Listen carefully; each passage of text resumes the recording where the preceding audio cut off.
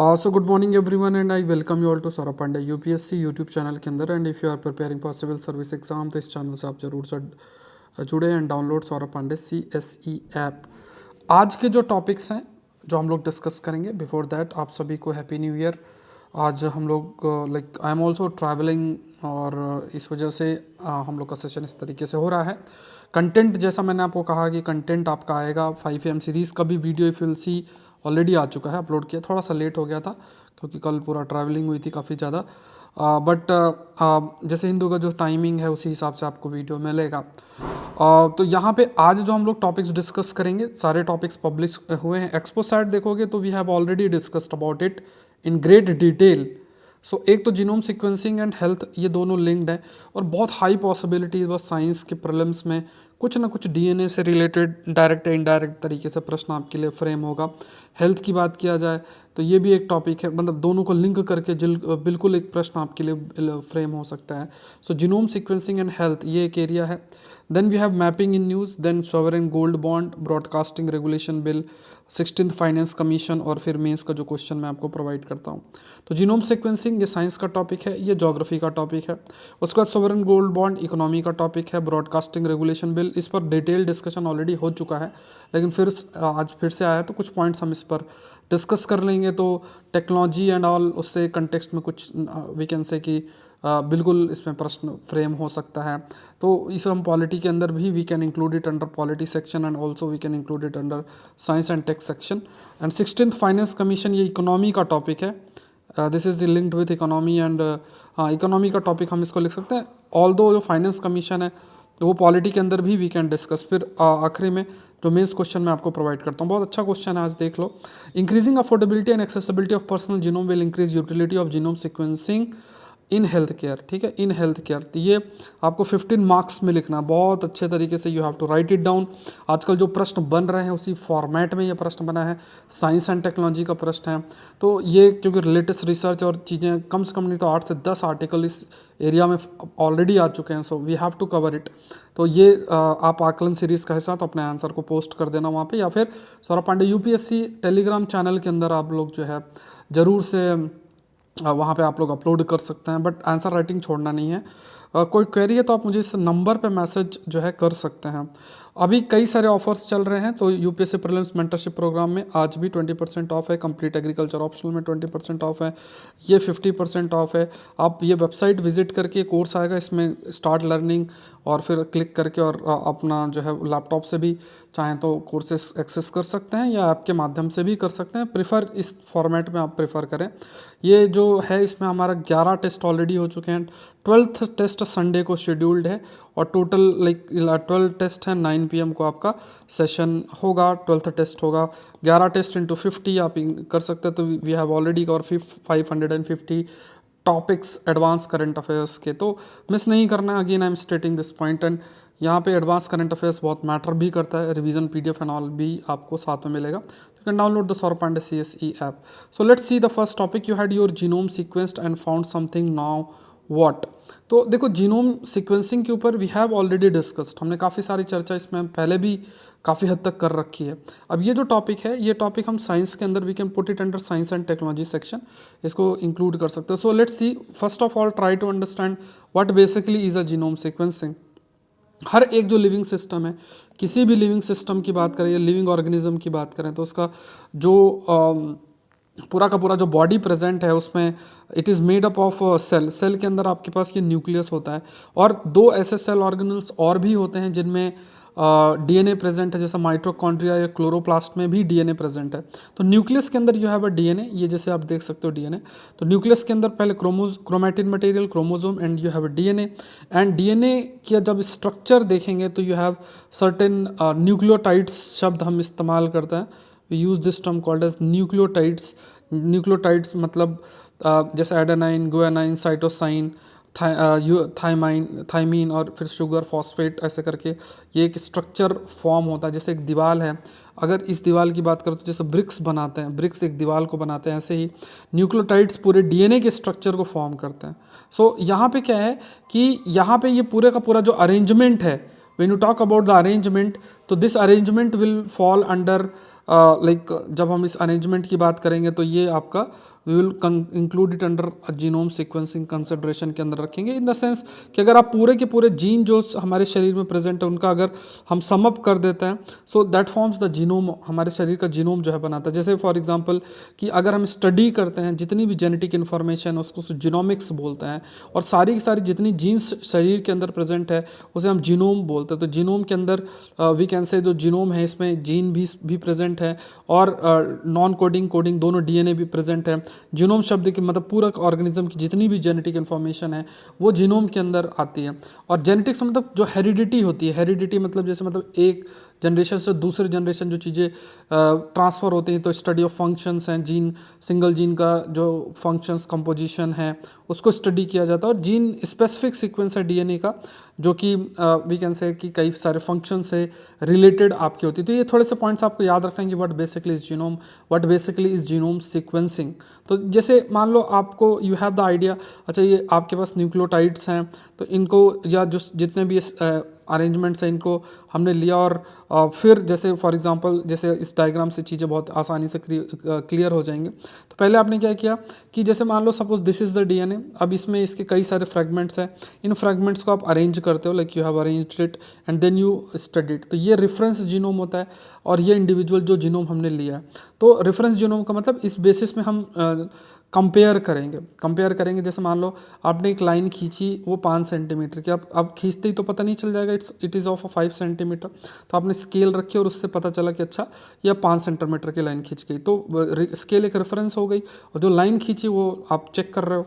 तो यहाँ पे similarly you have a reference genome to see कि इंडिविजुअल जो जीनोम है वो उसमें जो सीक्वेंस हैं वो क्या है, कितना अंतर है, ये सारी जानकारी जो है basically by using the genome sequence we carry out. तो ये पॉइंट याद रखना, what basically is genome sequencing, what is genome, what is genomics, what is genetics, ये points we have to understand. अब कई सारी स्टडी कंटिन्यूस बेसिस में हो रही हैं, जैसे जो बीमारियां हैं या जो डिजीज़ हैं, there are various factors responsible for the diseases. जैसे for example you have pathogens are the disease causing organisms, जैसे for example you have bacteria, virus, you have fungi, you have nematodes, ये ऐसे बहुत सारे होते हैं जिनकी वजह से कई प्रकार की बीमारियां होती हैं। अब ये बीमारियों को अगर आपको ट्रीट करना है तो you need to have a medicine है, फार्मास्यूटिकल लेवल पे देखा जाए तो steps you have to take.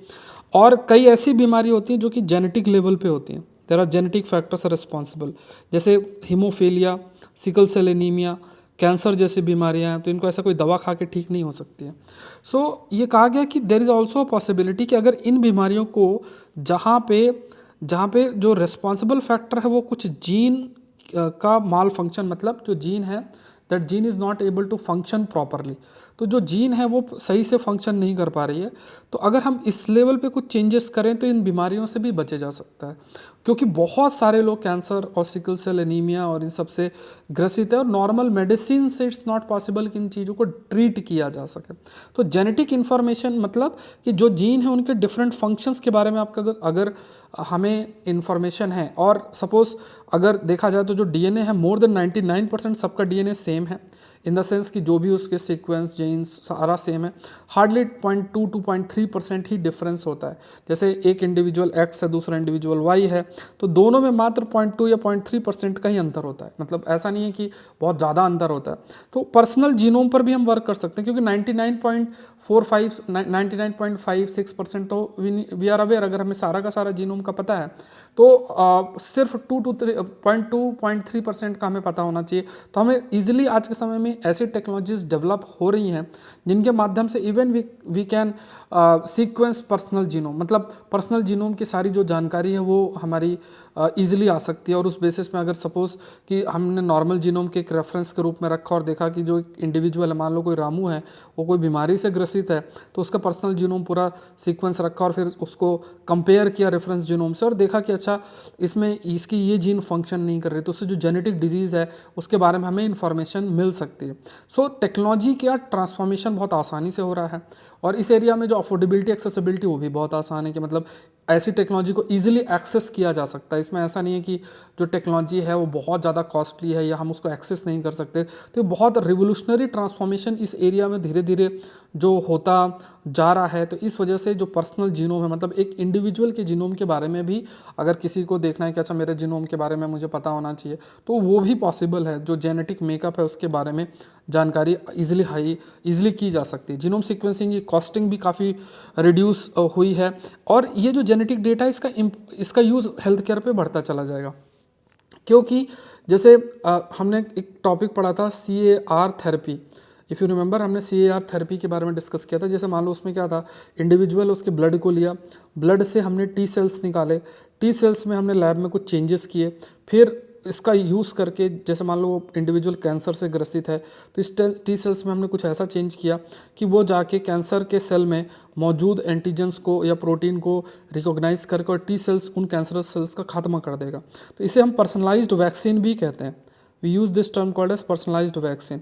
Even जो जीन थेरेपी है उसमें भी अगर देखा जाए तो जेनेटिक इन्फॉर्मेशन बहुत हेल्प करेगी, क्योंकि जीन थेरेपी पूरा बेस्ड ही है कि हम जो भी जीन रिस्पॉन्सिबल है उसको साइलेंस कर देना, या जो माल फंक्शन जीन है उसको रिमूव कर देना, ऐसा कुछ, या नई जीन इंट्रोड्यूस कर देना, ऐसा हम करते रहते हैं। तो जो जीनोम सीक्वेंसिंग है, जेनेटिक डेटा का इन्फॉर्मेशन ईजिली जो अवेलेबल हो रहा है, तो इसका एप्लीकेशन हेल्थ केयर में बहुत ज़्यादा इंक्रीज़ होगा। क्योंकि आज के समय में ऐसे बहुत सारे केसेस हैं जिनका जो कॉज है वो जेनेटिक कॉज है, मतलब जेनेटिक फैक्टर की अगर बात किया जाए, तो ये जो टेक्नोलॉजी और बायोलॉजी दोनों का लिंकेज है, इससे धीरे धीरे जो पॉपुलेशन है उसके जीनोम के बारे में इंफॉर्मेशन हमें मिलेगी, और इसके अलावा जो भी हेल्थ इश्यूज़ हैं उन हेल्थ इश्यूज़ को टैकल करने में भी काफ़ी हेल्प मिलेगी।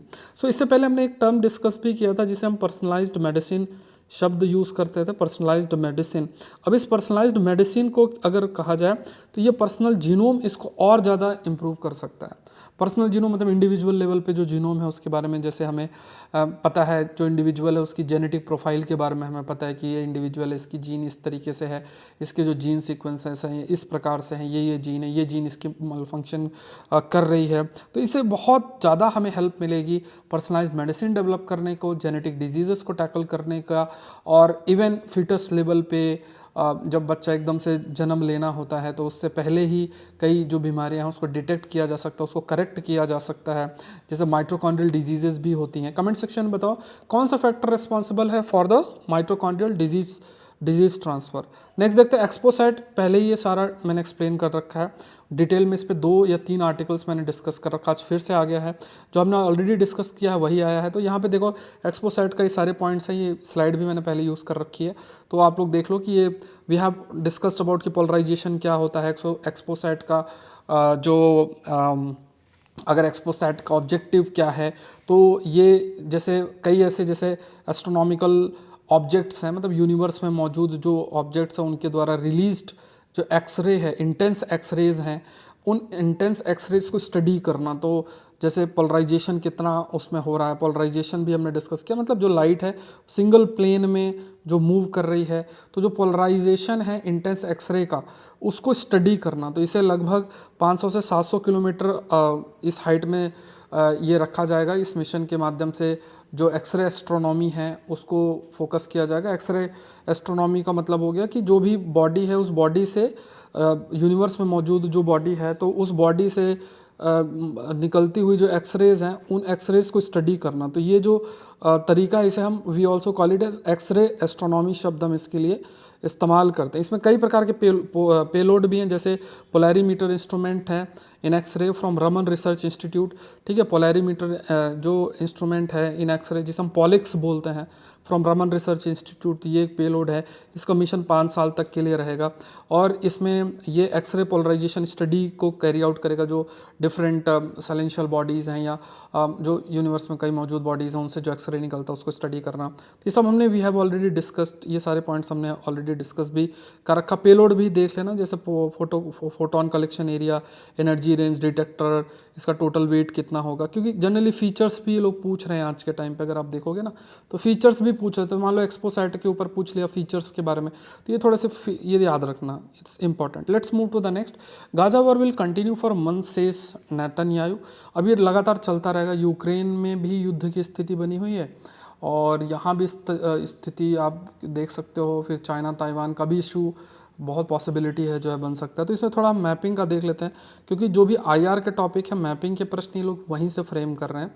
तो यहाँ पे जो ये मैप आप देख सकते हो, तो ये यहाँ पे इफ यू विल सी, तो ये एरिया इस समय न्यूज़ में है। तो यहाँ पे जैसे एक तो युद्ध चल रहा है, गाज़ा की बात किया जाए, गाज़ा वाले एरिया में इसराइल और हमस के बीच में, तो ये रेड सी इलाका है। यहाँ पे देखोगे स्वेस कनाल है, ये आपका गल्फ ऑफ एडन है, ये बबल मंदेब है, ये इंपॉर्टेंट रूट है, ये पर्शियन गल्फ है, स्ट्रेट ऑफ हॉर्मूज़ है, ये कंट्रीज़ याद रखना है, याद रखना है। प्लस ये जैसे रेड सी है, रेड सी में ये एरिट्रिया है, दिजीबाउती है, ये सूडान है, नीचे साउथ सूडान है, ये इजिप्ट है। कौन कंट्री इसको बॉर्डर करती है that we need to know, ये भी हमें पता होना चाहिए। अरेबियन सी रीजन है, तो ये बहुत इंपॉर्टेंट रूट है, ट्रेड रूट, ये बहुत ऐसे ऐसे करके इंपॉर्टेंट रूट बन जाता है। मेडिटेरेनियन सी तक ये एरिया आपका जाता है।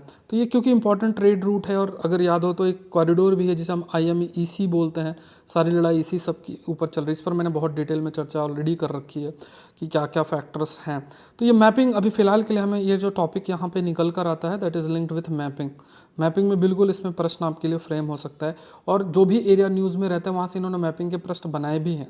अगर पिछला एग्जाम भी देखोगे तो उसमें 4-5 डेज बिफोर एक वीडियो भी मैंने बनाया था जिसमें लगभग 4 प्रश्न थे आपके, डायरेक्ट उस 27-28 मिनट के वीडियो में से 4 प्रश्न थे। तो ये बिल्कुल प्रश्न आपके लिए फ्रेम हो रहे हैं, तो इट्स बेटर कि ये जो एरिया न्यूज़ में है उनको आप लोग जरूर से फोकस करें। Let's move to the next.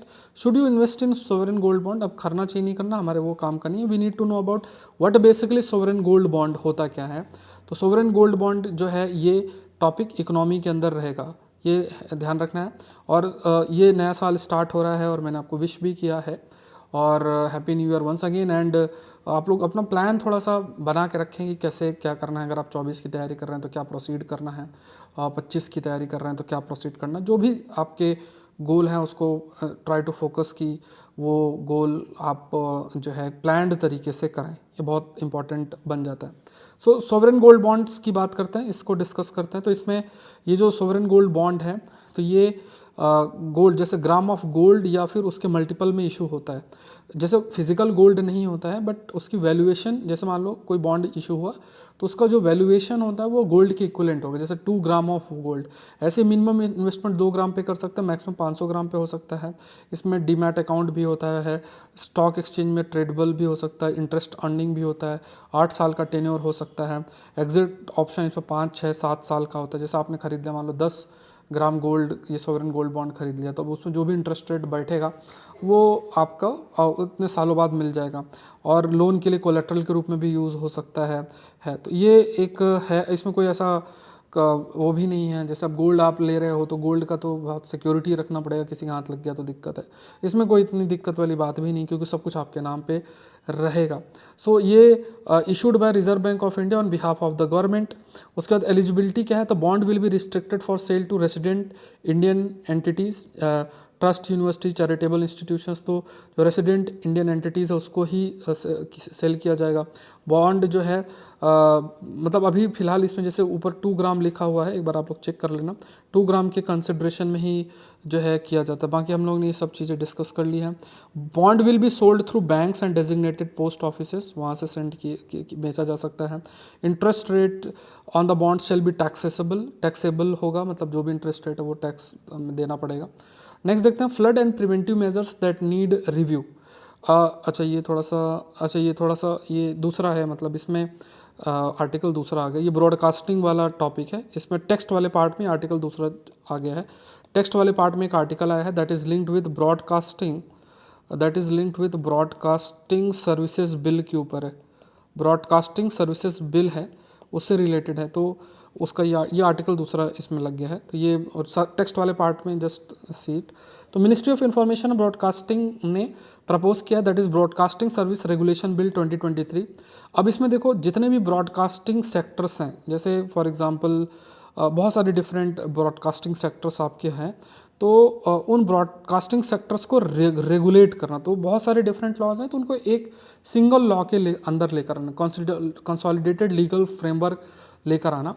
फिर कंटेंट इवेल्युएशन कमेटी होना, एक लेकर आना, जिससे कि जो भी मतलब कंटेंट डिलीवर हो रहा है डिफरेंट ब्रॉडकास्टर के द्वारा जो कंटेंट डिलीवर होना तो उसको इवेलुएट करना, फिर ब्रॉडकास्ट एडवाइजरी काउंसिल का गठन करना जो कि इंटर डिपार्टमेंटल कमेटी को रिप्लेस करेगा, and accessibility measures for persons with disability, जो पर्सन विद डिसेबिलिटी है वो भी कंटेंट को एक्सेस कर सकें, उस पर भी फोकस करने की बात की आपकी की गई है। द प्रपोज्ड जो ये बिल है ये रेगुलेट करेगा, जैसे Netflix, Amazon prime videos, Disney Hotstar, इनको भी ओटीटी प्लेटफॉर्म्स को भी करेगा, साथ में रेडियो और जो भी टेरेस्ट्रियल चैनल्स हैं, लोकल केबल ऑपरेटर्स हैं उनको भी, जो भी इवन न्यूज़ और करंट अफेयर प्रोग्राम को भी रन करता है उनको भी ये रेगुलेट करेगा, लाइक जो बिजनेस के रूप में, कमर्शियल एक्टिविटी के रूप में रन हो रहे हैं। अब इसमें कौन एक्सक्लूडेड है? फिजिकल न्यूज़पेपर नहीं है या उसकी copy. Online user who occasionally post news are excluded, जैसे कभी कभी वीडियो डाल दिया, जैसे मान लो for instance a civilian who decide to stream right live will not be covered, है ना। तो ये कुछ लोग जो एक्सक्लूड रहते हैं। की फीचर्स में ओटीटी को डिफाइन करता है, ये satellite broadcaster network, radio, internet connectivity सबको कवर करता है। इट ऑल्सो प्रपोजेस कि एक एडवर्टाइजिंग और प्रोग्रामिंग कोड भी होना चाहिए कि किस चीज़ को एडवर्टाइज किया जा सकता है, किसको नहीं किया जा सकता। फिर उसके बाद ब्रॉडकास्ट एडवाइजरी काउंसिल होगा ग्रीवेंस रिड्रेसल के लिए, और जो भी कोड का वायलेशन करेगा उसके लिए पेनल्टी भी इसमें प्रपोज की गई है, जो एक पर्टिकुलर पेनल्टी है कि मान लो कोई अगर नहीं मानता है, कुछ इश्यूज़ हैं, तो यहाँ पे पेनल्टी को भी प्रपोज इसमें किया गया है। ये ध्यान रखना। अब यहाँ पे देखो, इसमें अभी जैसे ओटीटी प्लेटफॉर्म्स को तो ये कवर करेगा ही, साथ में डिजिटल कंटेंट मैंडेटरी रजिस्ट्रेशन है, मैंडेटरी रजिस्ट्रेशन भी रखा गया है, एवरीवन हैज़ टू रजिस्टर, और ये सब डिजिटल कंटेंट है करंट अफेयर से रिलेटेड अगर कोई आ रहा है। अब इसमें हमारा कवर होगा ये नहीं पता है। नो पर्सन और broadcasting company can provide services और run a network without a formal registration, तो सरकार को बिना इन्फॉर्म किए कोई इस टाइप से रन नहीं कर सकता है। केबल या सैटेलाइट जो ऑपरेटर्स हैं they must also gain approval, मतलब उन्हें भी अप्रूवल की जरूरत पड़ेगी, then only they can run programme. Further the bill also extend to internet based broadcasting, जो सर्विसेज हैं इंटरनेट का यूज़ करके जो ब्रॉडकास्ट किया जाता है उसके लिए भी उसको भी कवर किया गया, रूल्स उनके लिए भी फ्रेम किया गया है। You will have a content evaluation committee है जो कि सर्टिफाई करेगी, and also a self regulatory framework involving committees and council is outlined. तो यहाँ पे कमिटी कमीशन भी रहेगी कि जैसे जो भी ओटीटी प्लेटफॉर्म्स हैं या दूसरे जो प्लेटफॉर्म्स हैं वो एक बॉडी फॉर्म कर सकते हैं, और एक सेल्फ रेगुलेटरी मैकेनिज्म को कि खुद से ही चीज़ों को इम्प्लीमेंट करे, इस पर भी फोकस किया गया है। बिल ने अलाउ किया है कि गवर्नमेंट इंस्पेक्ट कर सकती है विदाउट नोटिस, कोई भी पोटेंशियल इक्विपमेंट उसको सीज किया जा सकता है, और जो भी कंप्लायंस है that compliance has to be within the 30 days, जो भी हाईलाइट किया गया 30 दिन के अंदर उसको इम्प्लीमेंट करना। इवन जो क्रिटिक्स हैं, मतलब जो इसको क्रिटिसाइज इस बिल को करते हैं कि ऐसा जो कदम है या ऐसे जो प्रपोजल्स हैं वो फ्री स्पीच को, क्रिएटिविटी को, एक्सप्रेशन को अफेक्ट ज़रूर से कर सकते हैं। तो ऑनलाइन कंटेंट क्रिएटर के जो फ्रीडम है दैट कैन बी देयर, जैसे मान लो कि यूट्यूब चैनल में कई सारे ऐसे लोग होंगे जो कि हो सकता है गवर्नमेंट के बहुत फेवर में ना कहें, तो देयर इज़ अ पॉसिबिलिटी कि मान लो वहाँ पे कुछ हर्डल्स उन्हें फेस करना पड़ सकता है। तो ये कंसर्न जो क्रिटिक्स हैं उनके द्वारा आपका कहा गया। तो केबल टीवी जो ट्रेडिशनल ब्रॉडकास्टर है जैसे केबल टीवी है, एंड अभी जो ओटीटी है, जैसे केबल टीवी तो बहुत पुराना होगा, अब ओटीटी प्लेटफॉर्म्स भी आ गए हैं, लेकिन ये कहा गया कि दोनों का बिजनेस डिफरेंट है, एंड कंटेंट डिलीवरी का मैकेनिज्म, जो कंटेंट वो देते हैं उसमें भी बहुत अंतर आ जाता है। तो यहाँ पे मतलब वी आर इक्वेटिंग बोथ, या फिर दोनों के रूल्स रेगुलेशंस को अगर सेम किए जाएंगे, क्योंकि बिजनेस भी डिफरेंट है, कंटेंट डिलीवरी का तरीका भी डिफरेंट है, बट अगर रूल्स सेम होंगे तो उसका इम्प्लीकेशन डिफरेंट हो सकता है। तो यहाँ पे they can have a different set of rules, मतलब ओटीटी के लिए अलग से हो और केबल टीवी और इन सब के लिए अलग तरीके से हो। तो ये कंसर्न जो है वो रेज किया गया है कि एक सिमिलर सेंसरशिप या कोड एप्लीकेशन आपका नहीं होना चाहिए।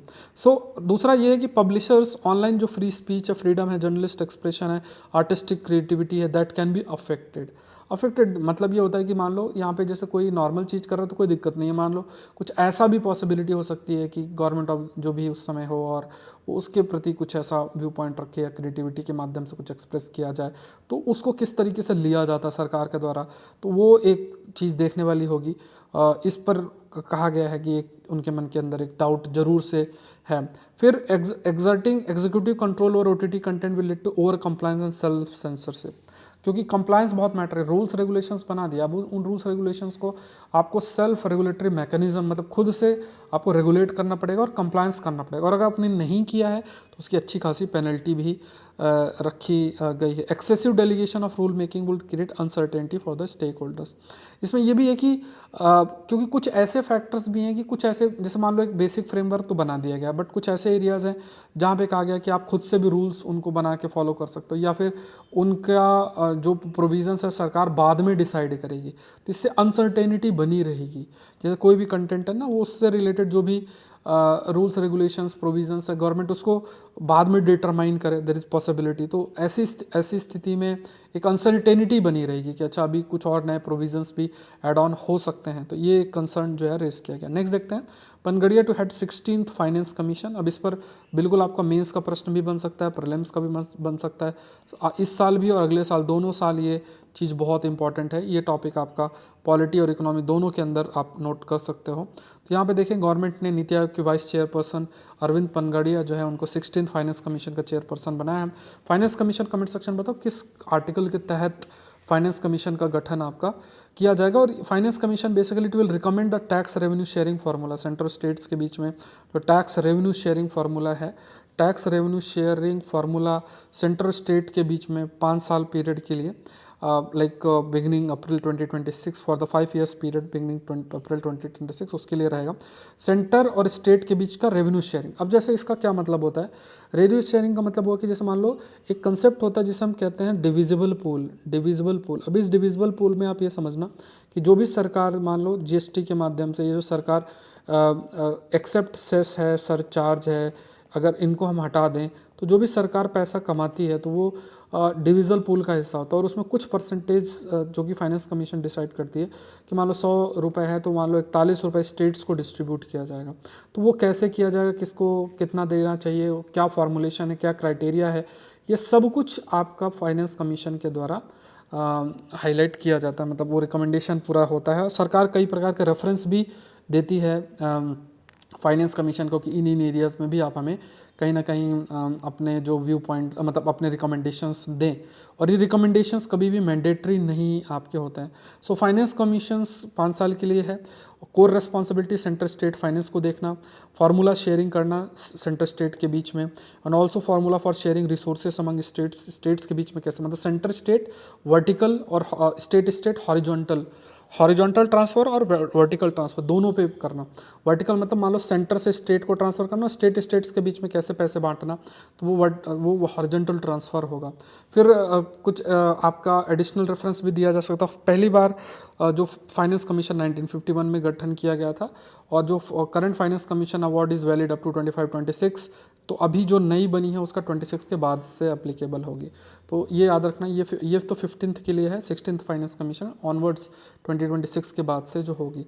तो यहाँ पे देखें तो पैनल ऑल्सो प्रेस्क्राइब मेजर्स, जैसे consolidated fund of the state को कैसे सप्लीमेंट किया जा सकता है, मतलब जो कमाई स्टेट कर रही है उसको कैसे बढ़ाया जा सकता है। क्योंकि अगर मान लो कमाई जो है स्टेट्स की बढ़ेगी तो ज़्यादा से ज़्यादा रिसोर्सेस पंचायत और लोकल बॉडीज़ को भी ट्रांसफ़र किया कर सकता है। An advance cell was set up in finance ministry last November. जो भी प्रिलिमिनरी वर्क है उसके लिए एक रखा भी गया था।